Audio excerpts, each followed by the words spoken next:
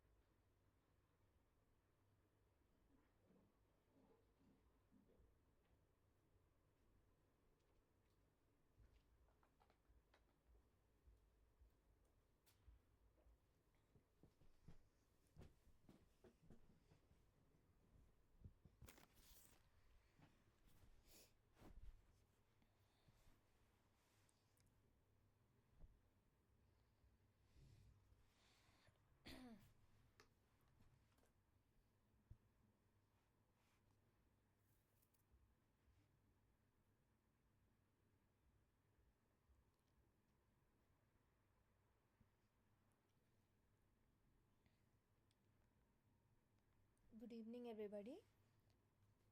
We'll wait 5 more minutes if anybody else joins, and then we'll start the session.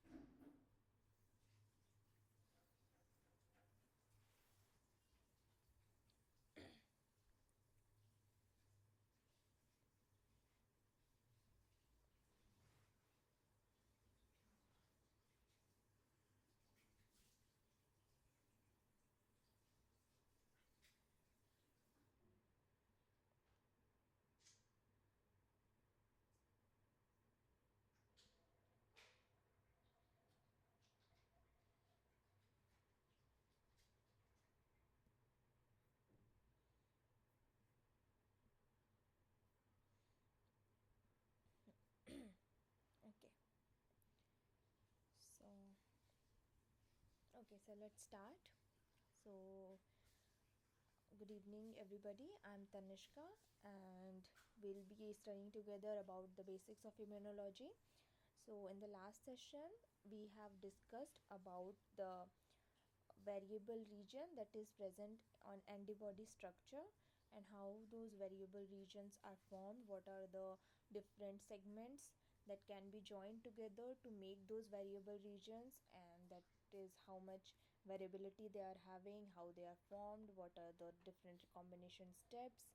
Okay, so today we'll talk about the structural variations. So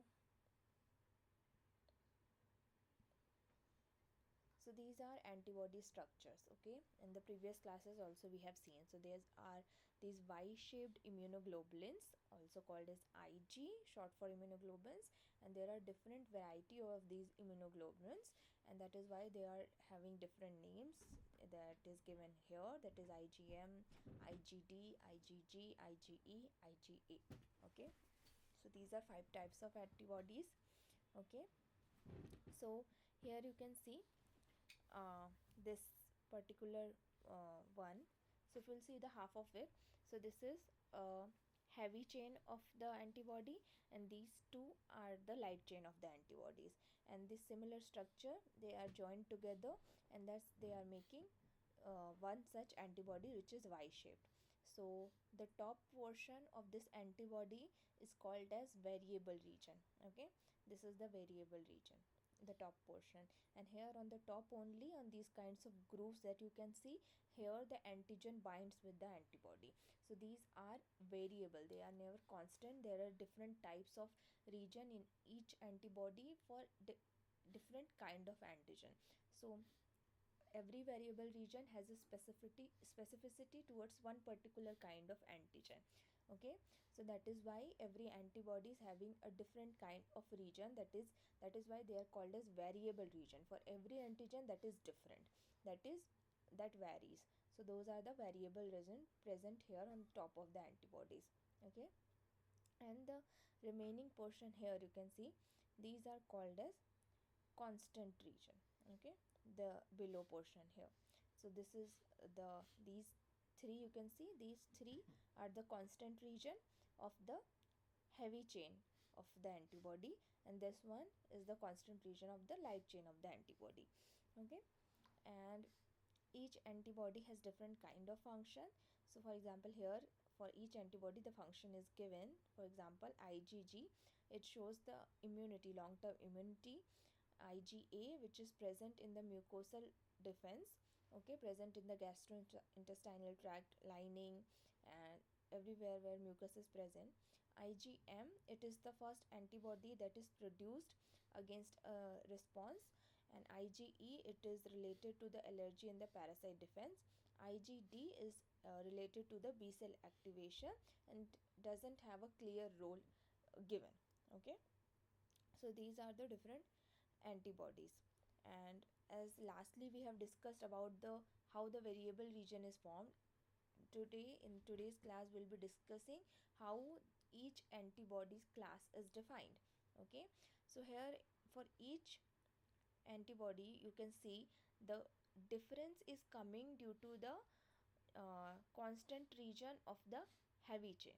Okay, here for the light chain it is only one unit of the constant region, and that is same for every antibody of the light chain, but the difference comes due to the constant region of the heavy chain of the antibody, and each of these genes that you can see, that makes the constant chain of these particular antibodies.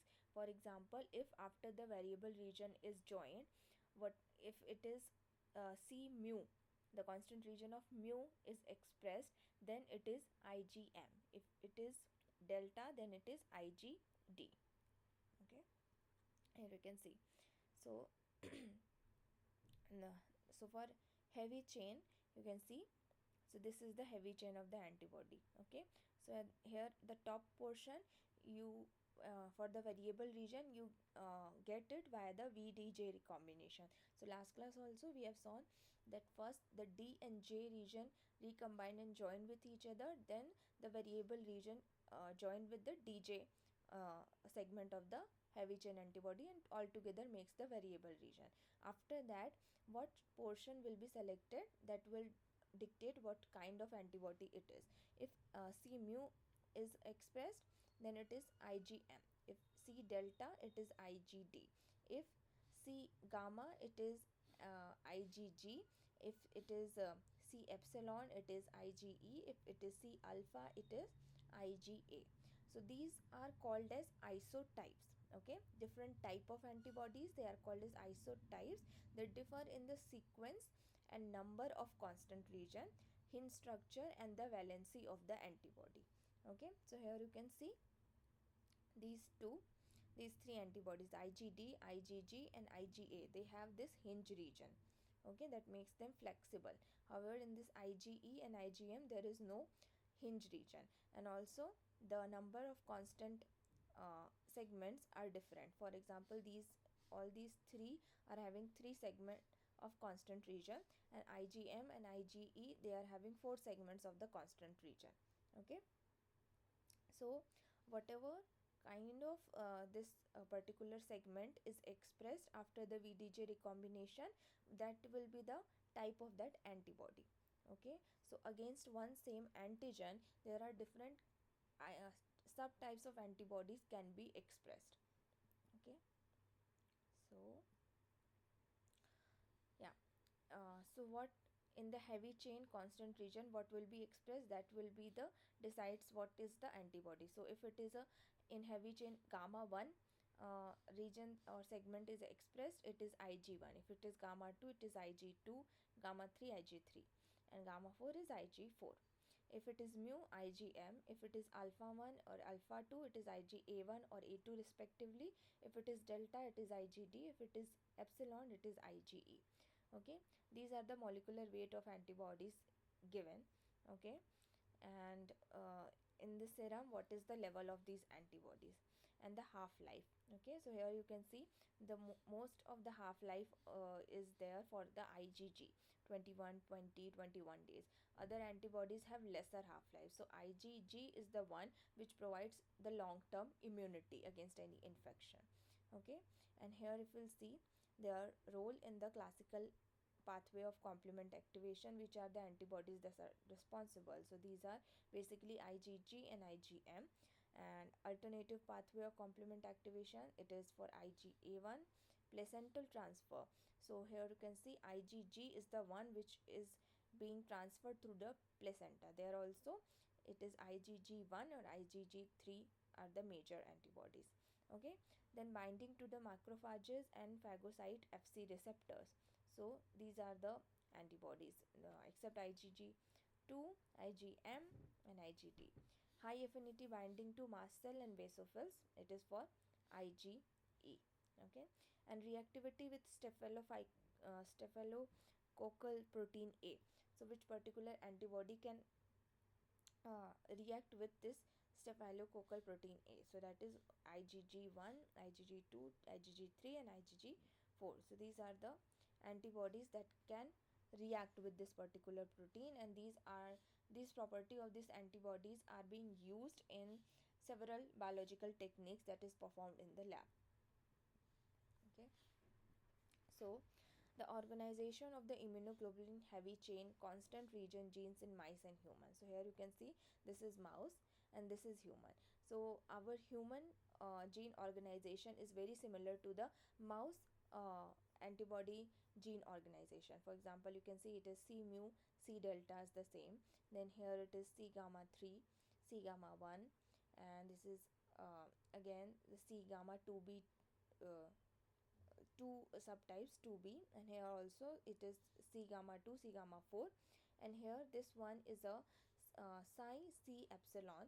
This gray region here is referring to the pseudogenes. So that means these are the gene segments there, but they do not express. Okay, so these are called as pseudogenes, maybe because of the lack of promoter, or maybe sometime there is a stop codon present in between those genes. So those genes are there, but they do not ever express, so they are called as pseudogenes. So that is also present here. Okay, so So these are the organization. So for studying any kind of human related antibodies related work, mice is the particular correct model, because the genome organization of both mouse and human antibodies are very similar. Okay.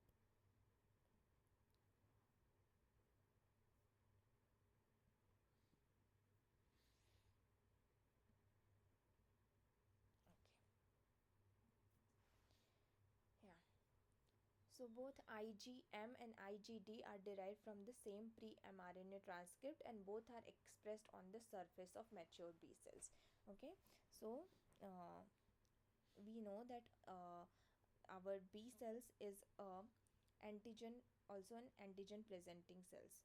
So the B cell, so on the B cell surface, the two kind of antibodies which express that are, one is this your IgM and another one is IgD.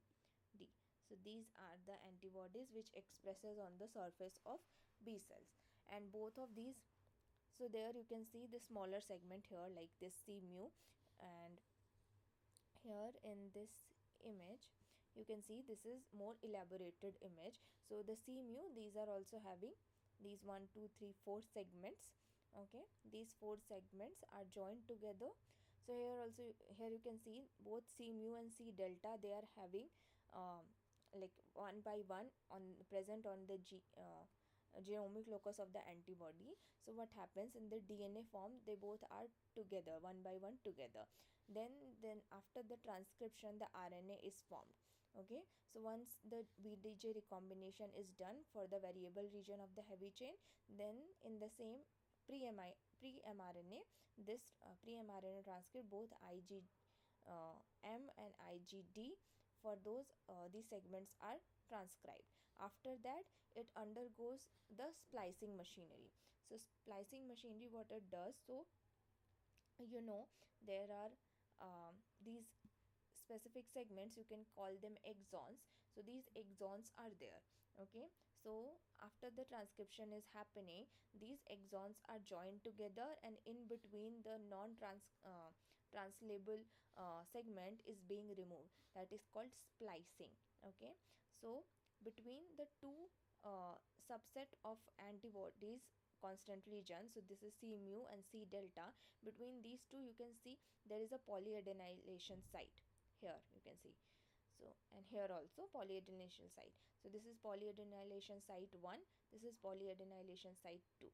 Okay, so in which way this splicing is happening, that determines which kind of antibody will be produced. So here the splicing is happened in such a way that it has joined the variable region and the constant region of these, and followed by the polyadenylation region. So once an mRNA is generated, it is 5 prime capping and 3 prime polyadenylation. So here the polyadenylation site A1 is getting activated and coming in the picture after the splicing machinery.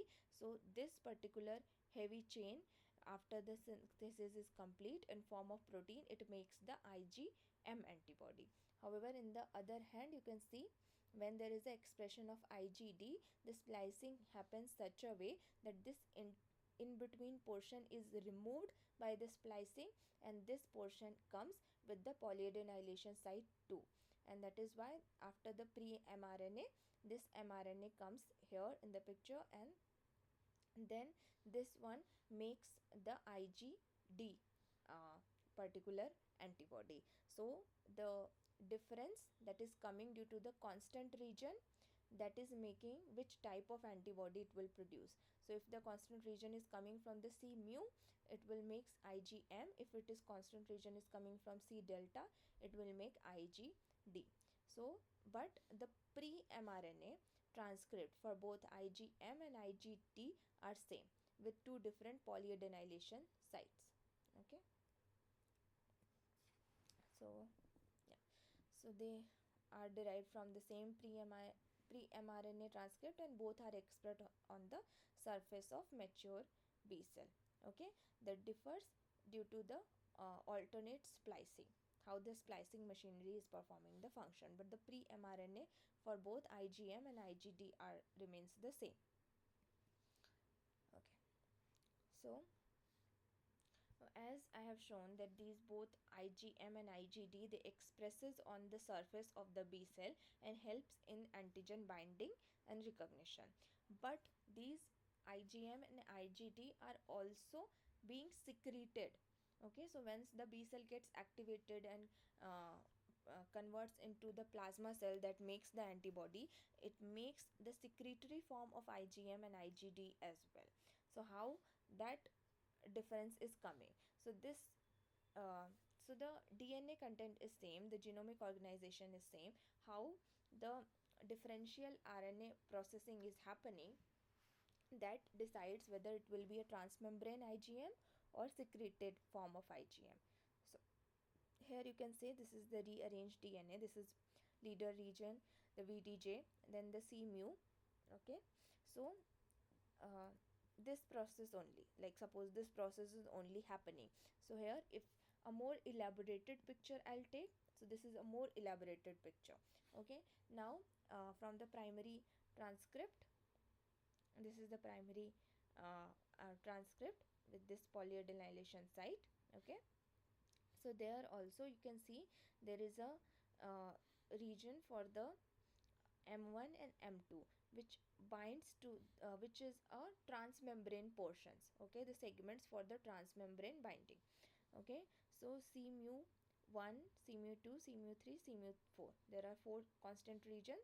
Okay, and then the splicing is happening in such a way that the in between portion of this C mu 4a and the between the M1, the this region is being removed. So due to this SC, the secreted portion that is responsible for the secretion of the antibody, is being removed, and this M1 and M2 is being joined together, followed by the polyadenylation site. So in the mRNA, this particular uh, uh, organization of RNA is coming, which is constant region 1, 2, 3, 4, followed by the transmembrane region M1 and M2.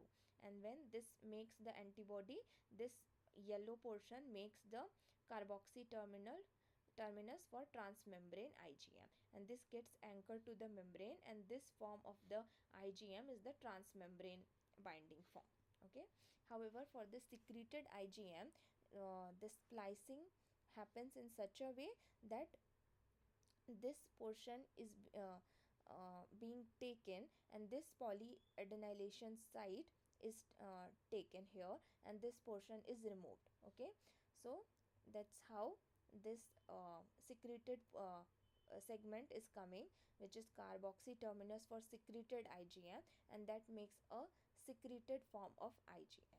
Okay, so rearranged DNA followed by transcription, that makes the primary transcript RNA, that is different forms of RNA processing. So how the RNA is being processed, and due to that whether it is bringing the segment that is anchoring it to membrane, or it is bringing the segment that is making it in the secretory form, and then the translation and the protein processing happens and makes the protein that could be the transmembrane IgM or the secreted form of IgM. Okay, so these are the IgM and IgA. So they can form polymers by interacting with J chain. Okay, so this J chain is the joining chain.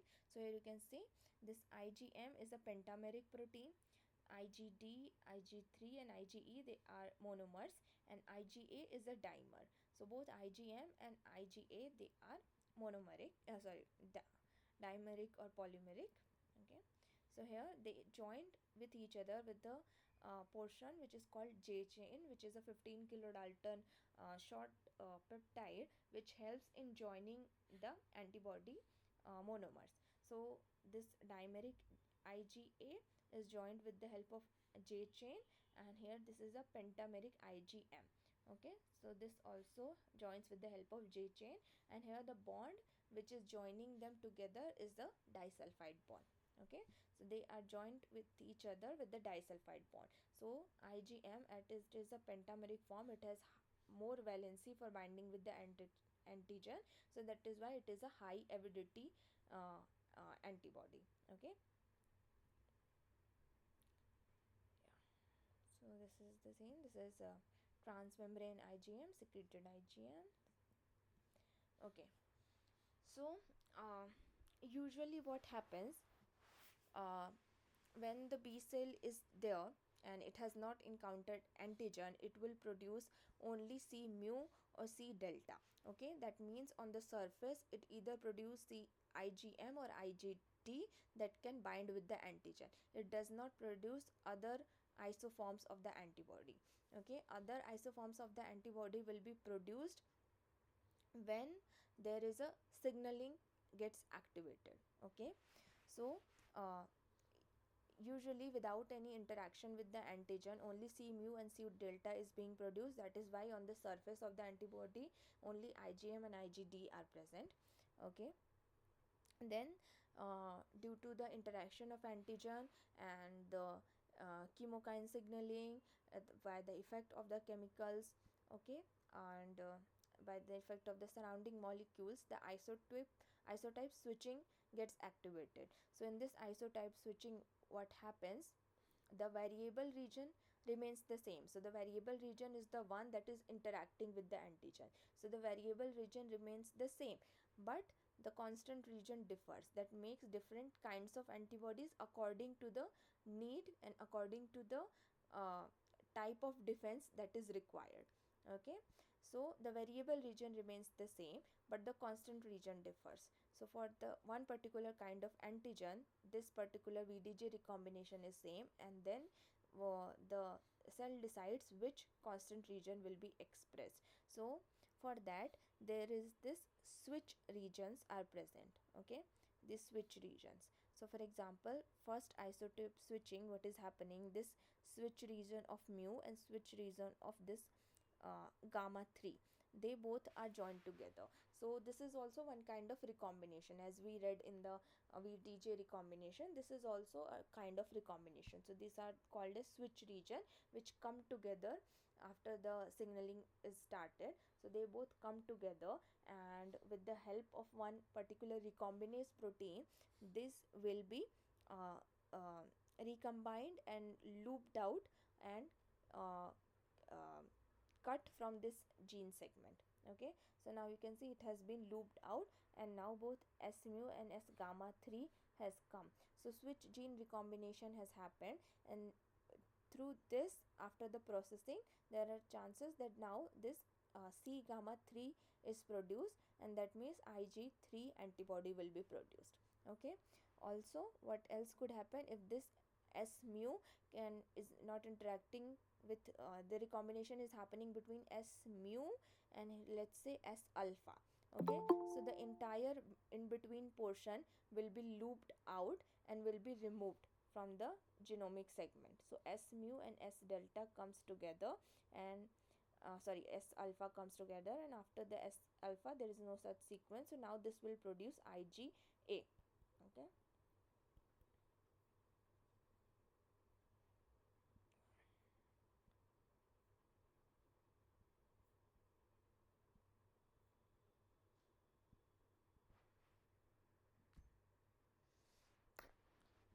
so yeah, so you can see now this entire in between portion has come out.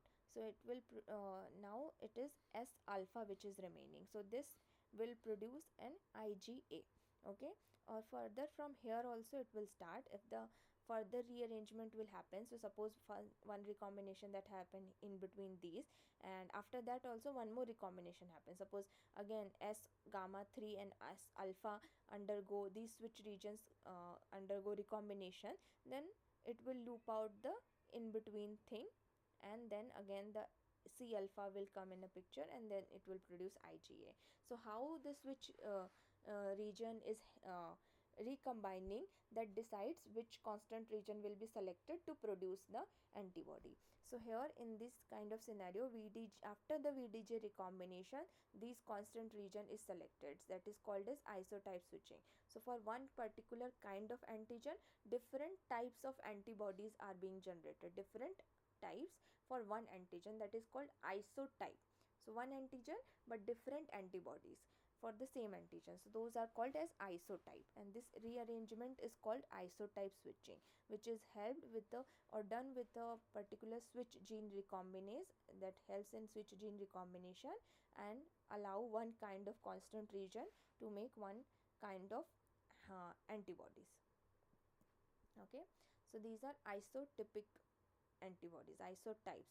So variable region is the same, so they both IgG and IgA, they work against one antigen, one specific antigen, but they are two different class of antibodies, so they are called as isotype. Here you can see this is allotype. So allotypic difference is both are IgG, okay, both are IgG, but as there are two different alleles, okay, there is a polymorphism, the allelic differences are there, that is why they are called as allotypic difference, okay, the difference in the allele of two same antibodies. And this is idiotypic difference, okay. So here also you can see both are IgG, there is no allelic difference, but both IgG work again different antigen, okay. So this IgG, it works on antigen A, and this particular IgG, it works on antigen B due to the differences in their variable region, okay. So if the variable region is different and the constant region is same, they are called as idiotypic, and this binds to the one antigen that we call also anti-idiotypic. So this is idiotypic region, it binds to the antigen, and even though they both are same, if they are binding to two different antigen, they are called as idiotypic differences. Okay, so yeah, so these are the antibodies, structure variation about the antibodies, how those structure variations are generated. Now let's talk about the MHC molecule. So MHC is the major histocompatibility molecules. They are antigen, they help in the antigen presentation, okay.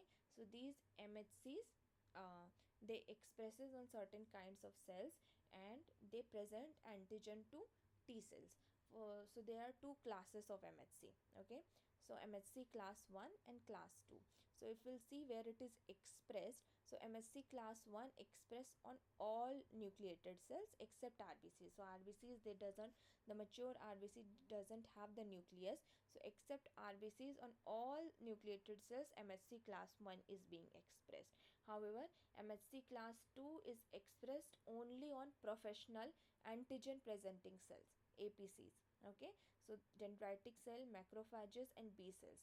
So these three are antigen presenting cells or professional antigen presenting cells, dendritic cell, macrophages and B cell. So here the MHC class 2 molecule is expressed on the surface of these particular cells, okay. However, MHC class 1 is expressed on all nucleated cell surface. And antigen origin. So MHC class 1, so what antigen they present? So MHC class 1, they present endogenous antigens, so from inside the cell. So for example, if a cell is infected with virus, so it makes those viral proteins, and that it expresses on its cells with the help of MHC class 1, okay. So any viral proteins which is degraded in the cytoplasm, okay, then it undergoes with the proteasome machinery, okay, and peptides. So those degraded viral proteins in the peptide, so they're transported into the ER via tap and loaded onto MHC. So what happens here, so any virus which is infecting the cell, so virus is inside the cell, okay, and um, that viral peptide is degraded, okay, it is degraded into the cytoplasm. So and these MHC1, so these MHC1, what they do, they are present on so they synthesize and they are present on the endoplasmic reticulum. So these MHC1, they take the antigen in the ER, and with the antigen it goes to the surface, okay. So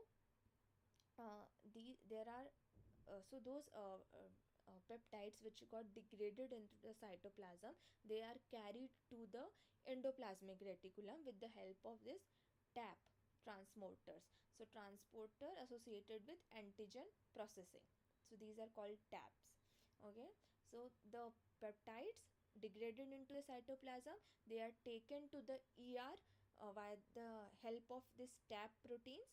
Okay, and the ER, this MHC1 molecule is there which loads the antigen, and then MHC1 along with the antigen goes on the surface of that particular cells and present the peptide to the T cells. Okay, so this is how the MHC class 1 takes the endogenous antigen, it presents the endogenous antigens.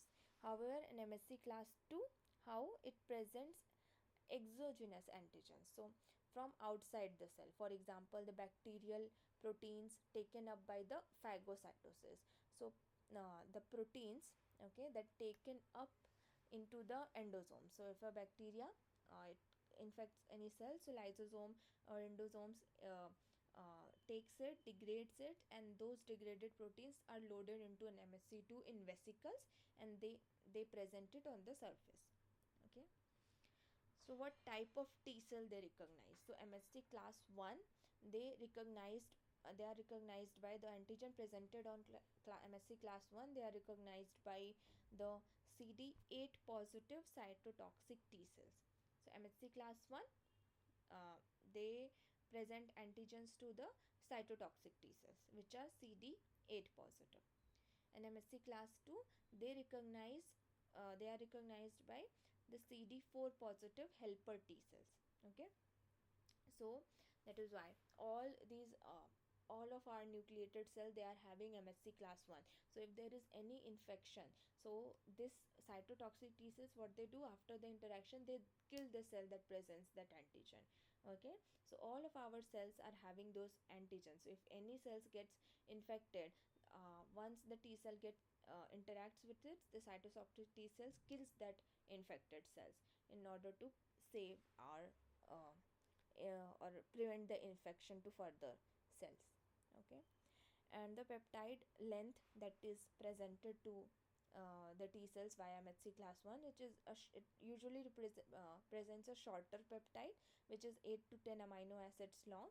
However, MHC class 2, they present a longer peptide. There is usually no limit on the amino acids, but it is a comparatively longer peptide than the MHC class 1 which is presenting. So function wise, so it signals the infection or abnormality inside the cell, and thus it triggers the killing of infected or the tumor cells. And here in MSC class 2, what it does after the interaction, it activates the helper T cells which can stimulate the B cell, macrophages and eosinophils. For example, so if a virus infected hepatocytes presenting the viral peptide on MHC1, it is killed by the CD8 positive T cells.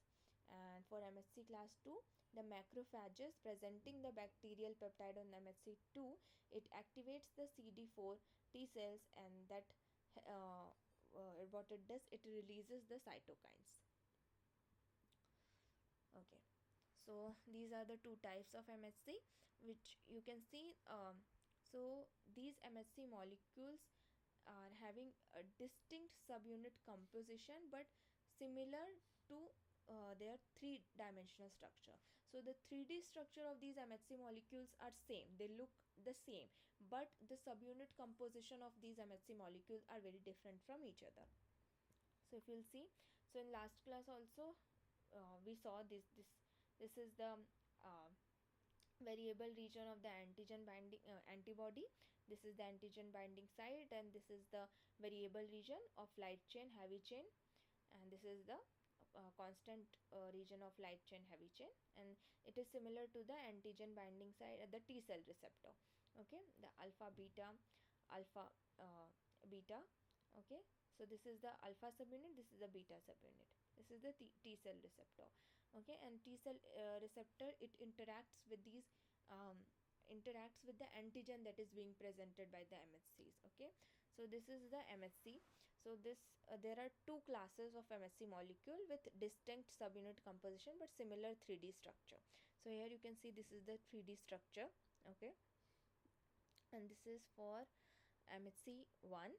So here you can see this is the alpha subunit, which is having alpha 1, alpha 2, alpha 3 in subunit in them, and then this is a beta 2 microglobulin. Okay, and here in between that you can see there is a peptide binding cleft. This cleft is formed where antigen can be bind. Okay, so this is the peptide binding cleft. It is present between the alpha 1 and alpha 2 subunit, and these are the beta sheet structure. So this is alpha helix and beta sheet structure is being present here. Okay, so here you can see, so this is alpha 1 and this is alpha 2 and this is alpha 3 and this is the beta microglobulin. So here you can see this peptide binding cleft is being made, okay, between this blue and green. Okay. So it is MHC1 and MHC2. So 3D structure wise, if you'll see, it looks exactly the same. Okay, so here, but the subunit wise it is different. So this one, which is having 3 subunits, okay, this is alpha 1, alpha 2, alpha 3 and beta 2, and the another one which is having beta 1, beta 2 and alpha 1, alpha 2. Okay, so this is in this one you can see, here you can see the cleft is formed between alpha 1 and alpha 2, and here in this case the cleft is formed between alpha 1 and beta 1. Okay, and then the 3D structure also you'll saw it will be the same. So the MHC1, which is having the cleft between alpha 1 and alpha 2 subunit, alpha 1 and alpha 2 subunit, MHC1, and MHC2 is having cleft between alpha 1 and beta 1 subunit. Here this is the peptide binding cleft. So 3D structure wise it is same, but the composition is different for both of them. Okay, here you can see, so this is how the two classes of MHC. So here you can see in this cleft it can bind the antigen. Okay, so the MHC class 1, these molecules they bind with a short peptide of 8 to 10 amino acid by both ends. Okay, here you can see at both ends, here at this end and this end. Okay, these two ends they bind to the antigen. Okay, so usually, so what happens, there are variety of antigens. Okay, variety of antigens, but what is, there are one set of amino acid which are being constant or kind of conserved. So those are the conserved amino acid with which these in this cleft the protein which are present that can make the interaction so that they can be bound to that cleft and can be presented to the different T cell receptors. Okay, so here you can see these are the aromatic amino acid, and these are the you can see basic or hydrophobic amino acids. Okay, so this is kind of conserved. So this is 8 amino acid long chain, this is a 10 amino acid long chain from N terminal to C terminal, but the amino acid residue is conserved that helps in making interaction with the MHC molecule, and then thus it is binding to the peptide binding cleft and being presented to the T cells. Okay, and the length of peptide bound by MHC class 2 molecule is not constrained. Okay, it could be a longer molecule. For example, there are variety of molecules are given that is bound to the peptide binding cleft of MHC2, but here also there are some conserved amino acid residue, a class of amino acid that is being conserved, that is making interaction with those MHC amino acid residues. Okay, but it can accommodate a longer amino acid chain compared to MHC1. Okay, and the crystal structure of several peptides MHC T cell receptor complex show a similar orientation of the T cell receptor over the peptide MHC complex. So here you can see, so this is the T cell receptor which is variable, similar to the antibody variable and constant region. So variable alpha, constant alpha, variable region of beta and constant region of beta. So in this variable region also there are you remember the CDR region. So there were CDR1, CDR2 and CDR3. So the CDR3 is hyper variable, so that is varies because there are different kinds of antigen it has to bind. So this is the variable region, and that is binding to the peptide, and this peptide is being presented here with the help of MHC molecule. So this is between alpha 1 and alpha 2. There is a cleft in which the peptide is bind, and it is being presented to the T cell receptor in between the variable region. However, these two regions which are being majority of the time are constant because they are binding to the MHC, because the MHC is not very different in the structure, and only the antigen that is binding and presented towards the particular T cell is different. So that is why the difference comes between this CDR3 region, and other portion is remain constant for most of the time. Here also you can see this is with MHC2, and this is the alpha beta receptor. Okay, here in between the V alpha V beta, and here between alpha 1 and beta 1, this is the peptide, and which is binding to the this middle portion, which is the CDR3 portion of the variable alpha beta T cell receptor. So the CD4 and CD8 cell surface protein of T cell directly contact the MHC molecule and are required to make effective response to antigen. So these T cells are either CD4 positive or CD8 positive. So if it is a helper T cells, it is CD4 positive, and those helper cells, they recognize the antigen bound to the presented by the MHC class 2, and these CD4 molecule also interact with the MHC class molecules directly. For example, here CD4 is interacting with MHC class 2 subunits beta 1 beta 2, and here CD8 interacts with the MHC class 1 subunit alpha 1 and alpha 3. Okay, so this is alpha beta receptor. Okay, and here MHC class 2 molecule, and here it is a CD4 molecule. So these two present on the T cell. So the CD4 also interacts directly with the MHC class 2 molecule, and here also this is MHC class 1 molecule. This is T cell receptor alpha beta, and this is CD8 subunit, which also interacting directly to the MHC molecules. Okay. So there are two classes of MHC molecule and expressed differentially on cells. So here if you'll see, so in the lymphoid tissue, so there are T cells, B cells, macrophages, dendritic cells, epithelial cells of thymus. Okay, so what kind of MHC they are producing or expressing? So as we have discussed, all nucleated cells, they express the MHC1. So here you can see T cell, B cell, macrophages, dendritic cell, thymus, neutrophils, hepatocytes, kidney, brain, all the cells are expressing the MHC1 molecule, but majorly these professional antigen presenting cells, which includes B cell, macrophages and dendritic cells. So these highly express the MHC class 1 molecule. And then there is MHC class 2 that is also being expressed by these. Okay, and however these are absent on other nucleated cells, that is neutrophils, hepatocyte, kidney, brain, and in the non-nucleated cells both are absent. Okay, so in humans, activated T cells expresses MHC class 2 molecule, whereas in mice all T cells are MHC class 2 negative. So in brain, most cell types are MHC class 2 negative, but microglia, which are related to macrophages, are MHC class 2 positive.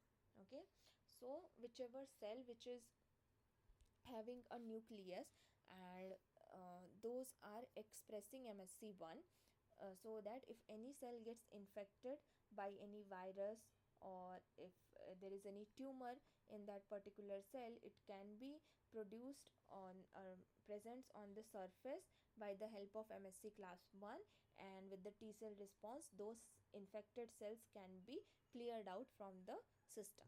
Okay, but there are RBCs. So if there is a pathogen that infects the RBC, and these RBC, they do not present any MHC class molecule, then it is difficult for the immune system to clear that particular pathogen. For example, plasmodium. So plasmodium, which causes malaria, so it is a parasite which infects on the RBC, so it divides inside the RBC. Okay, and as the RBCs does not have any nucleus and they do not express the MHC molecule, they safely divide and reside inside the RBC. So it cannot come across with our immune system, as these cannot be presented by any MHC molecules. Okay, but what happens when in the replication of these particular parasite, when they rupture the RBC and come outside of the circulation, then that is the time when they encounter the cells of our immune systems, okay, for the other cells, and that is the time when the immune system takes action.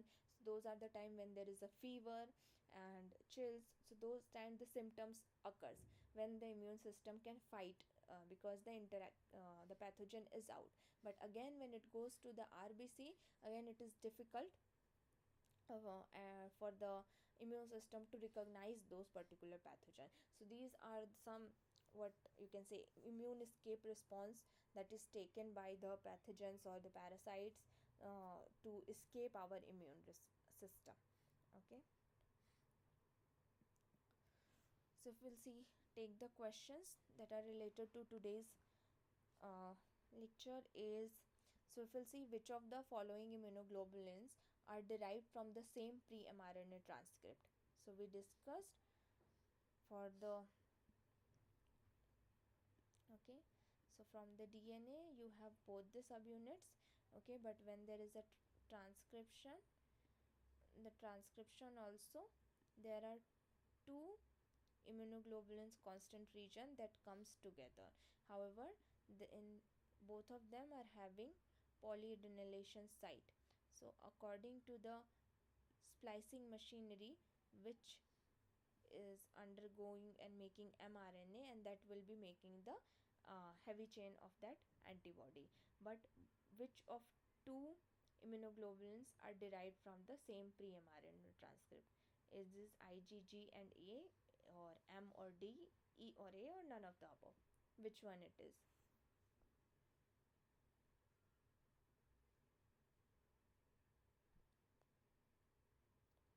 Anybody?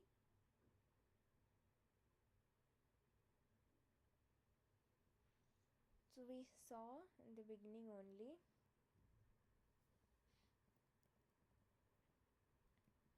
here you can see both I in the pre-mRNA, both C mu and C delta are transcribed, and they are coming together for the pre-mRNA. So IgM and IgD are derived from the same pre-mRNA transcript and are both expressed on the surface of mature B cells. Okay. So the correct answer will be IgM and IgD. Okay. So the class switching, it depends on what. So if any antibody recognizes with each other, then when the proliferation of the B cell starts, it will start producing antibody. But then it for the same, against the same antigen, it produces different isotypes. It could be IgM, IgG, IgD, IgE. So the class switching, it depends on what. So there are switch regions that we have talked about, and there is a switch recombinase which helps in the recombination or helps in the isotype switching and the cytokine signaling. So when the antigen antibody interaction happens and the cytokine signaling process start, then the isotype switching start. Without that, the isotype switching will not start. So all of these three factors are important for the class switching or isotype switching for the antibody production. So first class of immunoglobulin produced after activation of B cell. So the first class of the immunoglobulin is the IgM. IgM is the first antibody which is produced after the activation of the B cells. Okay. So the junctional diversity, which refers to what? Okay. So in the VDJ recombination, we talked about three kind of uh, diversity. What are the three regions that can rise the diversity? So there were combinatorial diversity, there were junctional diversity, there was somatic hypermutations. So that helps in generating the diversity in the variable region of the antibodies. But what does junctional diversity do? So there are, first thing is random addition or deletion of nucleotides between junction of immunoglobulin genes segment. That is correct. Okay, availability of multiple copies for the J chain segment, that is happening when the antibodies are making polymers. So that is not junctional diversity, that is just joining by the disulfide bonds. 1223 rule is applying during the combinatorial diversity, and the independent assembly of heavy and light chain subunit is not applicable for junctional. So it is due to the random addition and deletion of nucleotides between the junction of immunoglobulin gene segment, that is called junctional diversity. So dimers of IgA are formed by what? So they are formed by the joining by J chain. Okay. So the T cell, it uses all of the following for generating antigen recognition diversity on the TCR except. So TCR, T cell receptor again. So there also it generates the diversity. So we have talked three. So one is the combinatorial association. So if it is alpha beta or delta gamma, so that is a combinatorial association of the change. Combinatorial association of segments, N region addition of nucleotide, that is junctional diversity, and somatic hypermutation. Somatic hypermutation happens only in the B cell when they proliferate so fast and make the antibodies, and then there is a somatic hypermutation. Lots of mutations are occurred in the CDR region, CDR1, 2 and 3, majorly on CDR3, and those are called as somatic hypermutation, but that is not present in the TCR generation. Okay. So when the B cell undergoes immunoglobulin class switching, so at that time what happens? So there are different options. Can you tell me which option could be correct?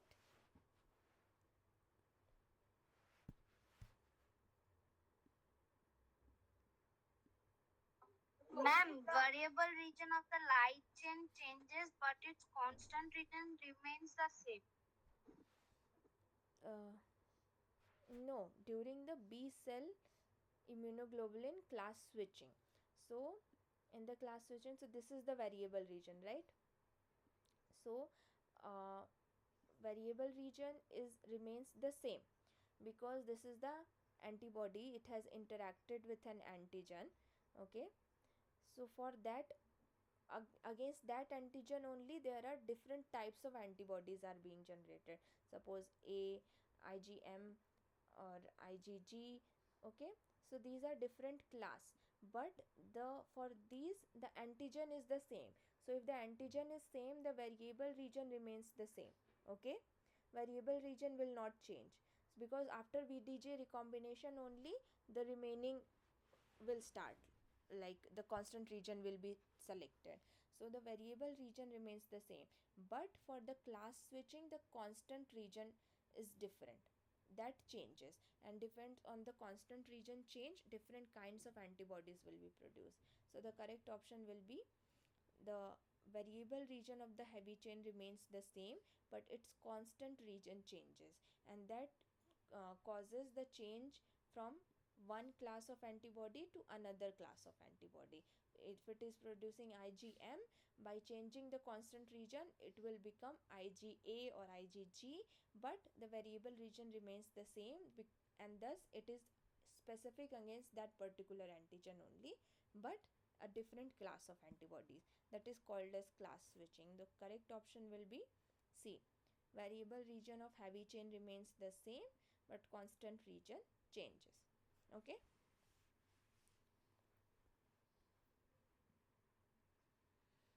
Okay, so a foodborne pathogen first encounters the immunoglobulin. So which immunoglobulin it encounters first?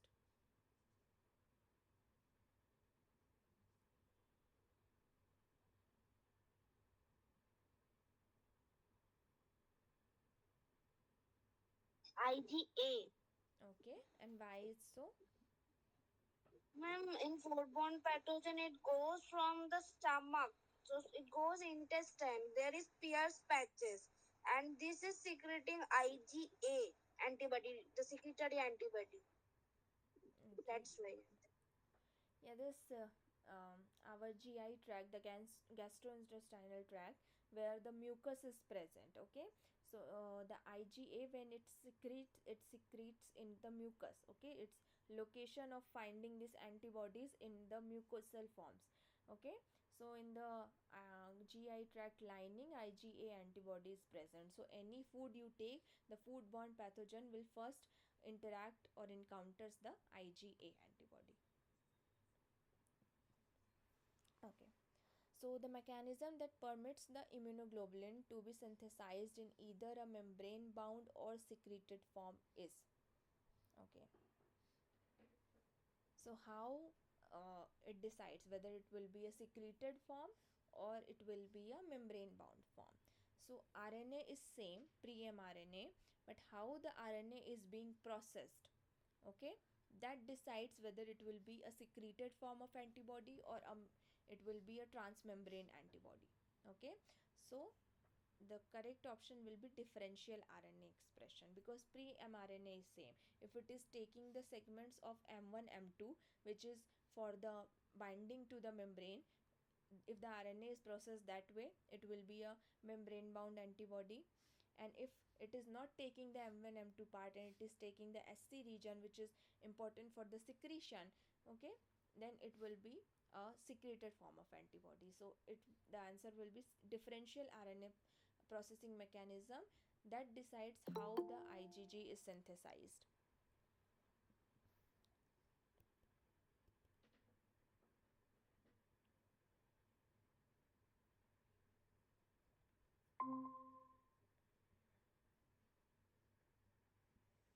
Okay, so which class of MHC molecule can bind to smaller peptides? 8 to 10 amino acids. So MHC, MSP1. yeah, MHC1, it can take a smaller stretch of amino acid, usually 8 to 10, that it can present.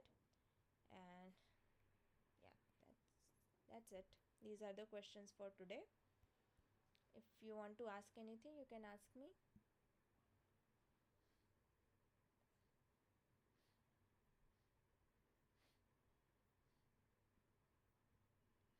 Okay, if there is nothing to ask, I'll conclude the session for today.